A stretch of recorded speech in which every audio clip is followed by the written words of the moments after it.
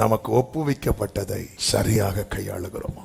லூக்கா 19வது அதிகாரம் 12 முதல் பார்க்கும்போது, பிரபுவாகிய ஒருவன் ஒரு ராஜ்யத்தை பெற்றுக்கொண்டு திரும்பி வரும்படிக்கு தூர தேசத்துக்கு போக புறப்பட்டான். புறப்படும் போது அவன் தன் ஊழியக்காரர்கள் 10 பேரை அழைத்து அவர்களிடத்தில் 10 ராத்தல் திரவியம் கொடுத்து, நான் திரும்பி வரும் அளவும் இதை கொண்டு வியாபாரம் பண்ணுங்கள் என்று சொன்னான். 15வது வசனம், அவன் ராஜ்யத்தை பெற்றுக்கொண்டு திரும்பி வந்த போது தன்னிடத்தில் திரவியம் வாங்கியிருந்த அந்த ஊழியக்காரரில் அவன் வியாபாரம் பண்ணி சம்பாதித்து இவ்வளவு என்று அறியும்படி அவர்களை தன்னிடத்தில் வரவழைத்தான்.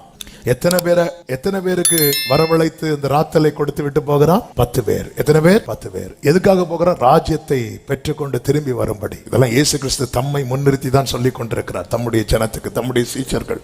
அழைக்கப்பட்ட ஒவ்வொருவருக்கும் என்று தேவன் ஒன்றை ஒப்புவித்து விட்டு தான் போயிருக்கிறார். அவர் ராஜ்யத்தை பெற்றுவிட்டு சகல தூதர்களோடும் பரிசுத்தவான்களோடு கூட ஆரவார எக்கால தோனியோடு கூட பிரதான தூதனோடு கூட அவர் வரும்போது அவரை எதிர்கொண்டு போக ஆயத்தமா இருக்கணும்.